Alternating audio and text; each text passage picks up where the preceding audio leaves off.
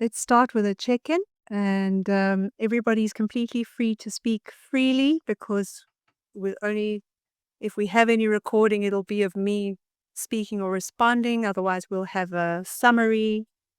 So yeah, feel free to share whatever you'd like to share and ask whatever you'd like to ask.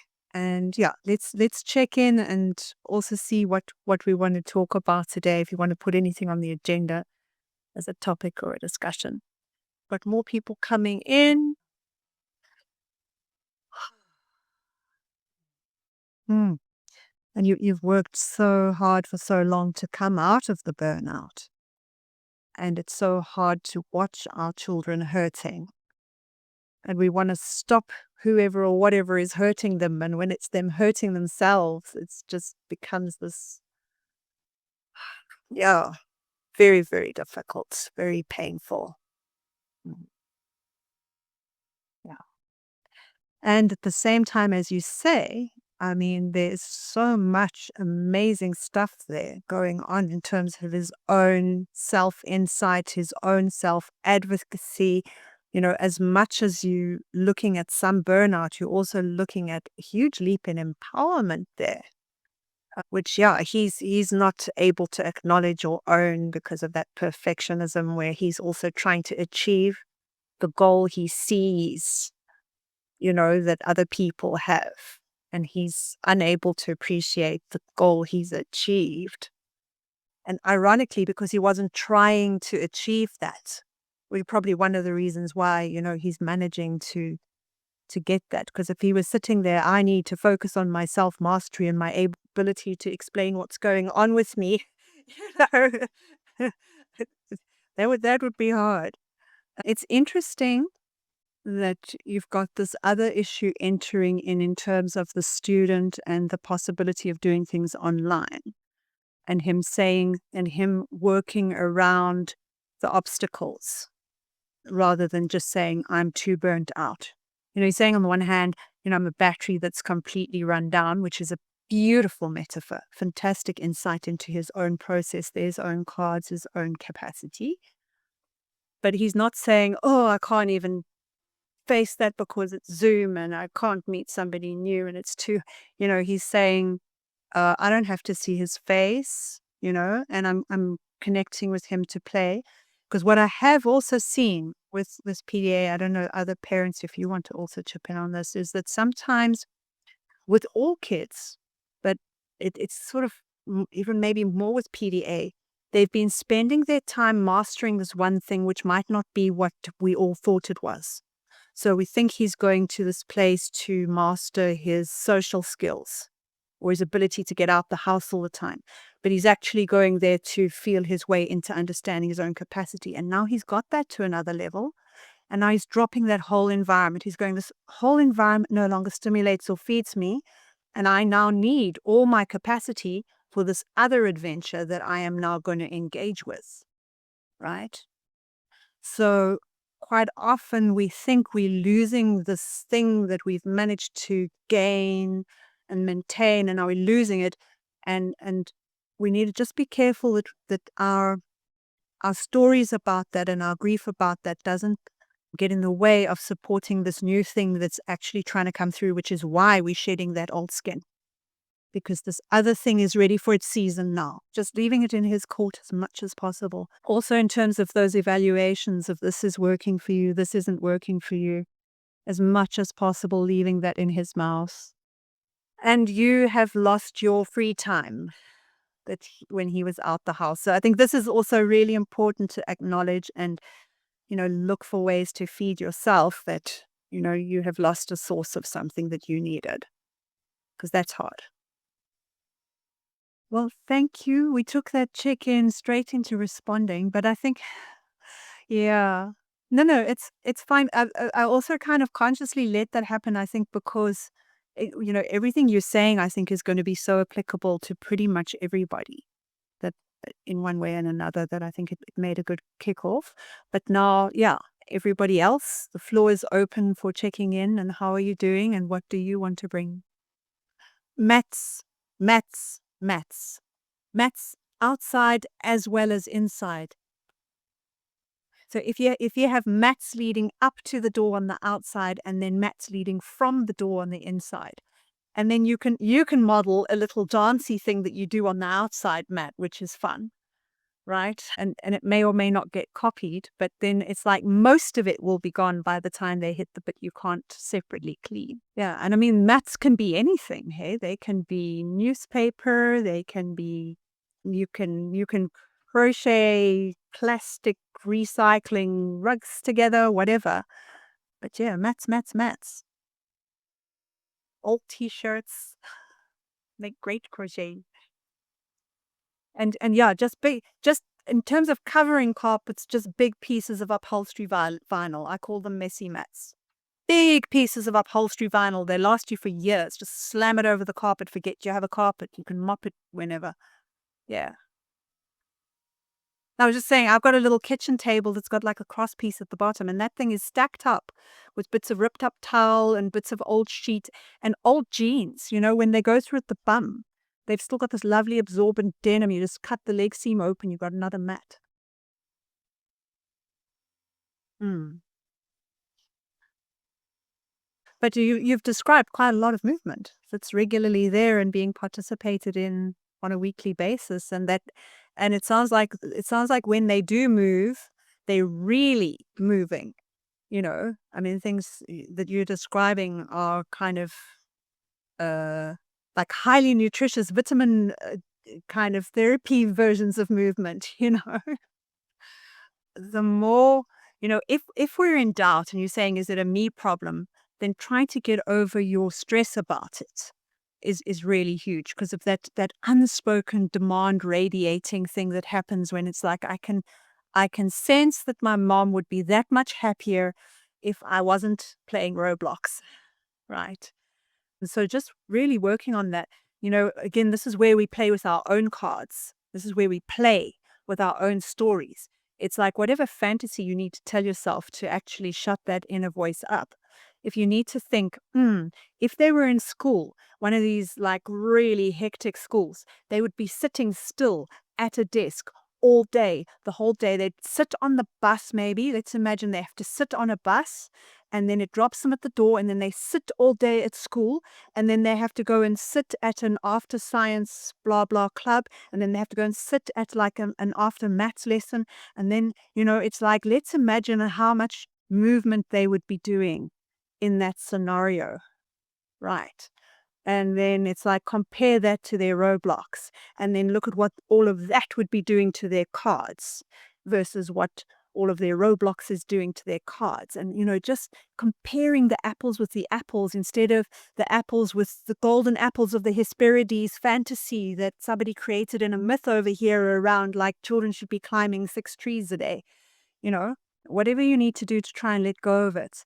One activity thing that might be worth a look at, but not if you're hoping on it and stressing about it, is the old Wii stuff where you play with the stuff where where it's like you standing up and you dancing around and you swiping with your thing as a sword and things like that, depending on the child and their interests.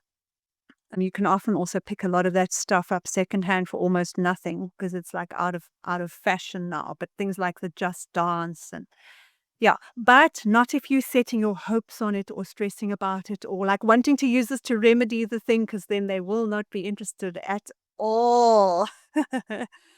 Yeah. But I mean, why don't you get that and get an exercise program that you can do with all the bells and whistles and balance boards, and you start doing that, and that's mom's thing that's in the lounge, you know? And you do that. No, but also to just de-stress yourself. Because movement's good for your stress. So you do some Just Dance to get your stress out. Every time you're worried about them on Roblox, go and do 15 minutes Just Dance. Get your mind off it. Yeah. Great. Yeah. And let's notice as well is that you're embracing that. You're not going, oh, but it's the bed. You're not meant to jump on it. And oh, the windowsill's dangerous. And oh, you'll get hurt if you wrestle with each other, right? So, you know. And have you done the emergency ward yet this year? Well, have any of them had to go to the emergency ward? Well, well, then we're good. We're good. So yeah, you want to set up that environment so that they can use it and feel free, because there's nothing as inhibiting as inhibition, and having to watch out for this and not do that. So you want to actually structure things as much as possible that they can. Have pillows that are good for pillow fighting, that aren't too heavy. Also talking about having a freestanding boxing bag. Those inflatable ones as well are great when they go pow pow and they wobble around, and having these things around is great. Trampolines are wonderful if you've got the space for them. But again, you want to set it up so that, yeah, you want to set up your trampoline so that it's not too high off the ground.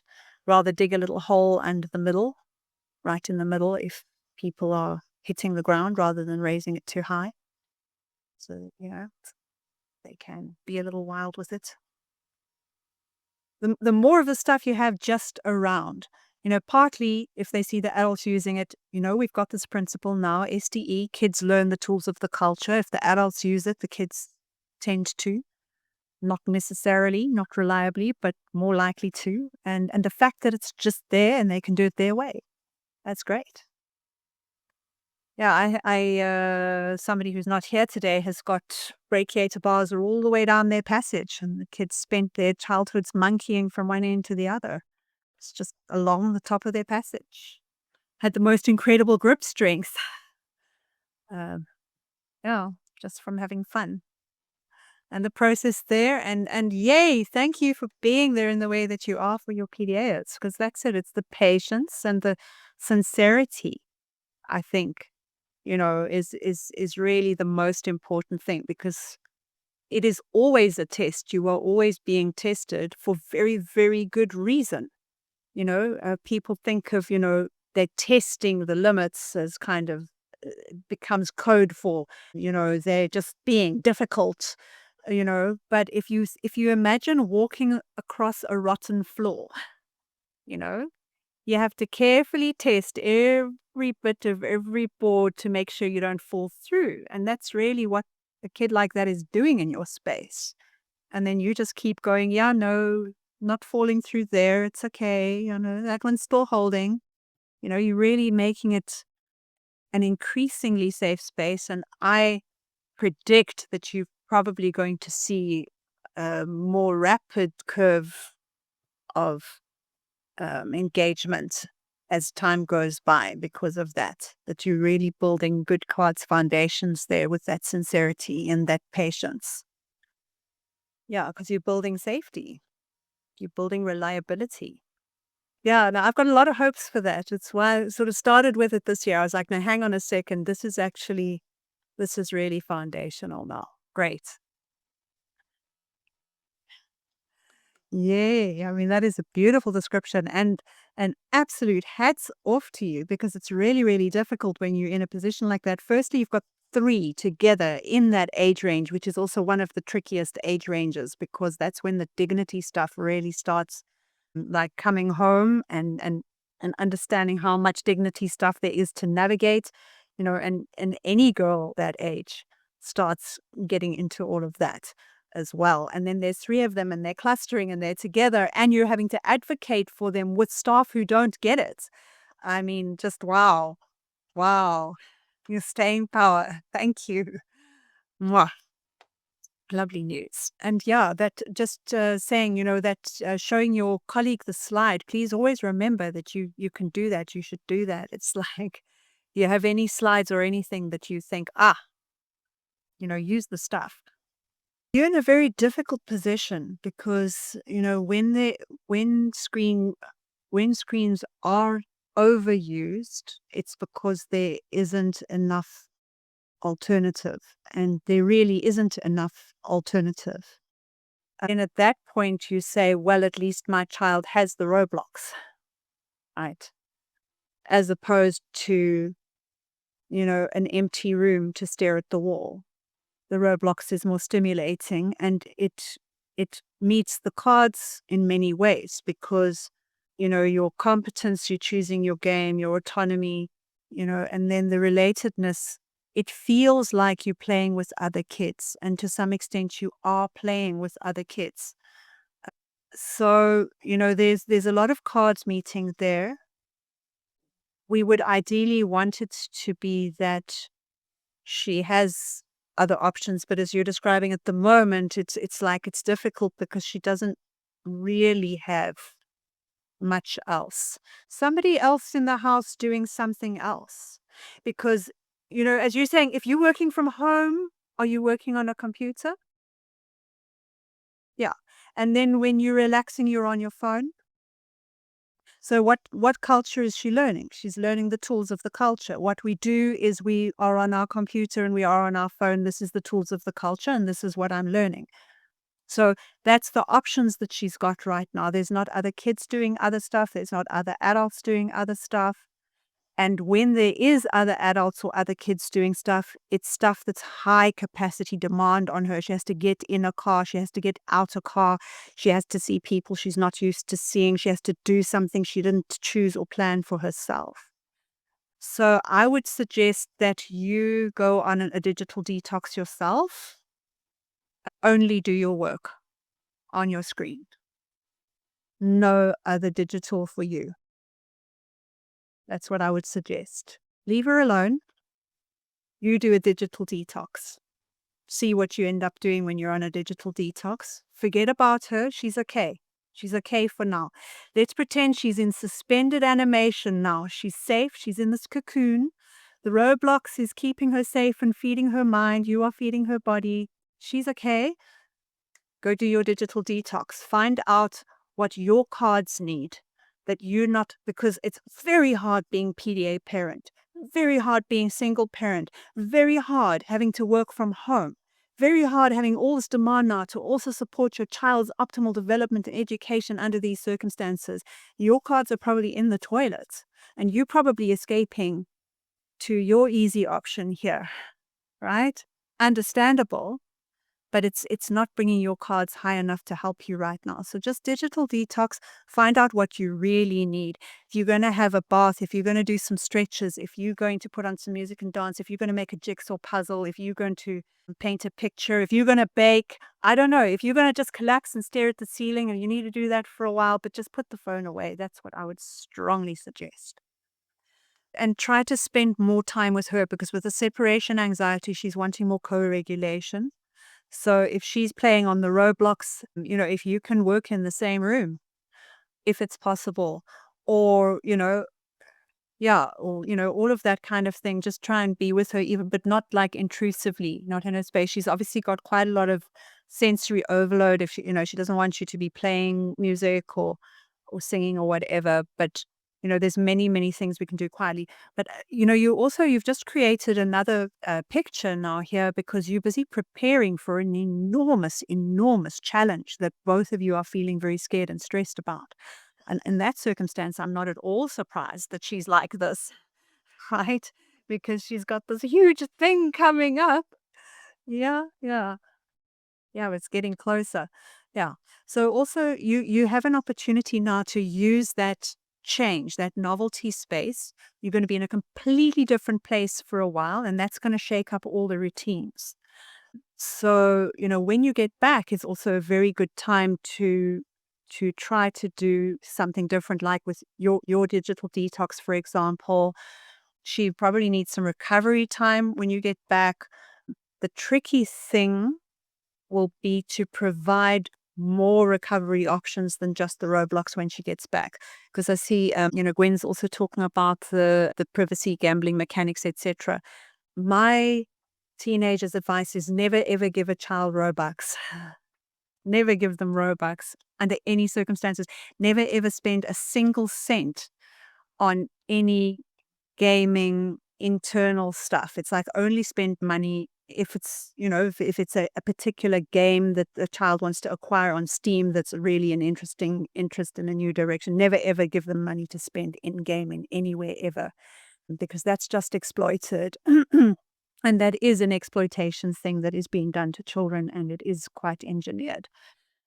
So does she already know the drama teacher person you're thinking of for an au pair here? good. That's the next thing I was going to ask about. Yeah. And see if that person wants to jump into the course, or at least look at the cards game. But if they want to jump into the course, bring them along. Yeah, right. And you need to get a balance here, because on the one hand, you don't want to manipulate this person into your child's life, that she doesn't know that she's coming for her, and no, no, no, no, no, no. It's better to be more upfront if you can, in terms of, this person is keen to come and visit and likes doing this kind of stuff. But, also, while you are away and you're not in your own environment, to have some horizontal communication interactions that are then out of your normal space, so that you can fail horribly and there's no association with it in your space. Like, you're out there and it's like, oh, wow, it's so beautiful here with all the trees, if she's enjoying the trees. It's a pity we don't have something like this at home. It's like, I wonder what we could do at home that's like vaguely like this, you know? And then see if she picks it up, if she responds, what she comes up with. Use it as an opportunity to try and feel out some new creative ideas that come from her around how her environment could become richer. Because, we can enrich an environment from my list until the cows come home, and we're not going to hit any bingos, because it's my list. So, as much as possible, self-directedly, but, use that space away. Yeah. And, and we'll check in again. So I hope you can still join calls while you're there. Let us know how it's going. See if you can. Yeah. Awesome. Okay. We're in our last 15 minutes or so. I just want to quickly have a look at the chat here, because there's quite a lot here. Oh, okay. So blocking Roblox from school computers and Wi-Fi. Their complaints were mostly about time sucked, gambling mechanics, and privacy issues.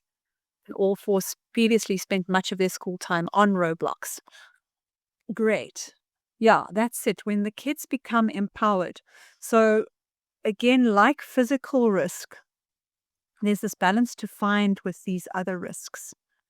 You want kids to be able to scrape their knees so that they learn how to, get their balance better, you know. Ideally, we want kids to be able to say, I think that this YouTuber that I thought was an amazing role model is actually quite toxic. I want to do less Roblox because of this gambling mechanics issue that's exploiting children. I want to stop eating McDonald's because they iced their employees. We when we control these things too much for our kids, we don't give them the opportunity to come to these conclusions for themselves. But at the same time, they do need to have enough of a rich environment that they can come to these conclusions for themselves, because there's enough discourse going on in their worlds, that they don't just get locked into an echo chamber because that's all that they have access to, whatever that might be. So that's kind of the principle we need to go on. So this is also where we come back to, is it an emergency level right now? And, how long has it been going on? How stuck do we think we are? What is the danger? If your kid is stealing your credit card for Robux, that's very, very different from, well, they're spending all their hours on Dress to Impress. It's a different scenario. Okay. Yeah, you supported the motion because it's student led, and yeah, eh, any rules that aren't illegal or outright destructive to the sustainability, it's like, yeah, support them if they're student led.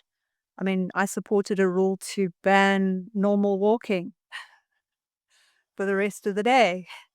They wanted to make it purely quadrupedal, but I was like, I'm not capable of quadrupedal. can we make it either quadrupedal or silly walks a la Monty Python? And they were like, yeah, we can make that adaptation. And then I supported the motion and I silly walked like Monty Python. It's like, it was a great rule. Everybody ended up enjoying it immensely. It was an attempt by those kids to make the kids who didn't come to meeting realize that they should come to meeting, because otherwise anything could be passed without their consent. Didn't work that way, but everyone had a lot of fun. And yeah, and one of our kids ended up quadrupedaling for the next several months until the physio told him he had to stop. He did nothing but. So again, as we're about to go into next month again, more process and product, the important thing is to keep these processes of engagement going. Keep playing these infinite games of making rules, making agreements, coming up with ideas, trying this, trying that, evolving the communication and the connection, rather than trying to solve this problem, then it's solved, or make this rule and then we've got it. Oh. Okay, we're in our last 10 or so minutes, but we've still got time to bring something new, or is there something that we touched on that we haven't been? What I just said about the process or the product, don't worry, it's coming in your slides in June in detail. Don't worry about it for now. Just, yeah, keep focusing on the infinite game. Yeah, one thing at a time.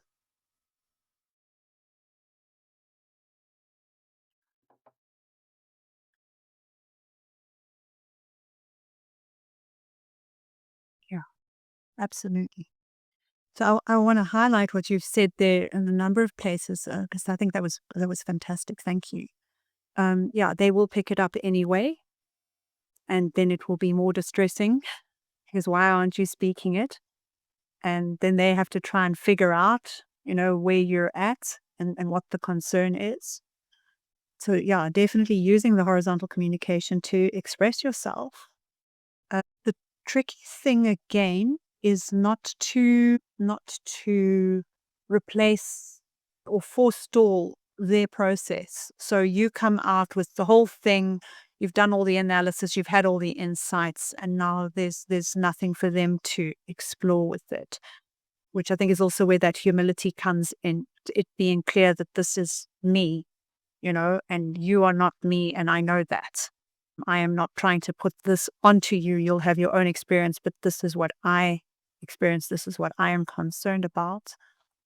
But the secret weapon, if you will, if you like, or the secret potion, maybe let's call it that way. PDAers don't like to be controlled.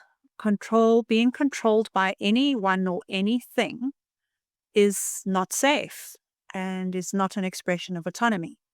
So they don't want to be controlled by a game or a company or gambling mechanics. The problem is if you've stepped in and made the control from you bigger than that, then it feels like an escape from your control for them to go and get sucked into that control.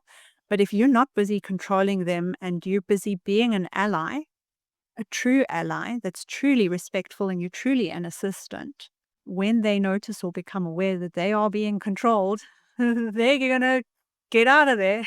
This was the first thing that I noticed many years ago. It's like, hey, this is actually less of a risk for some PDAers than for many neurotypical kids.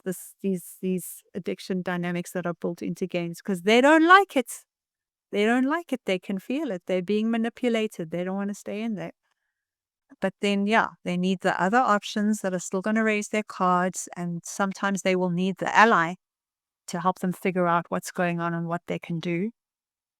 So yeah, this infinite game of the horizontal communication. Fantastic. I typically don't even say that I'm concerned. I will ask them, what do you do if XYZ happens in the game? That's great. And you just get curious about how they handle all these things. That's beautiful. Then you are being that ally. You're flagging these things. You're not putting your stuff on them. And because that's also where I was saying that line of, it's like, well, I've articulated all the problems with it. And now you have to say, well, I'm not you, and those are not my problems. And now we've created this resistance dynamic. Whereas if we just support them to, explore for themselves and trust them, luckily I've yet to meet a PDA who, didn't have actually quite a high capacity for critical thinking and noticing stuff. Again, this is a blessing. So you just trigger it. And then the other thing I wanted to say, which again, we've got to be careful that it doesn't go into manipulation, but influencers online and other kids and other people who are talking about the thing are often the best source rather than ourselves. So that again, like and I'll be talking about this more as we get further into the course, but like when there's something to learn, I don't want to be the teacher. I want to be next to you, facing the teacher or the resource so we can make fun of it and mess around about it so that you can dignity game at that. In the same way, I don't necessarily want to be the one expressing an opinion. I want to be the one wondering what you think about somebody else's opinion. So sometimes it's about doing a bit of research yourself and finding the interesting influences, sometimes who are more extreme in the opposite direction than you want to go. We're talking here about Roblox gambling dynamics, but for example, if you're looking at political issues, you sometimes want to find the person who makes it clear how toxic that is. We're starting to look at incel culture and find the worst incel who's blatant. Watch that. There's such an opinion on that. Yeah. Being an idiot and vulnerable in front of a child is a form of magic and relatedness. 100%. 100%. Goofball your dignity. It's the magic pass to everywhere. It's also to your own cards. With C-cubed enculturation, we've all been given this horror of having our dignity crack. And it really keeps us very, very trapped. So, yeah. Okay, this is also why I leave many of my bloopers in the videos. It's like, Yana's the course leader and she's umming and sneezing and whatever. It's cool. No worries. With that, is there anything desperate? Because we're at the end. Any last words that will implode upon you if they don't come out? Or shall we say good night or good morning or goodbye? Any final anything?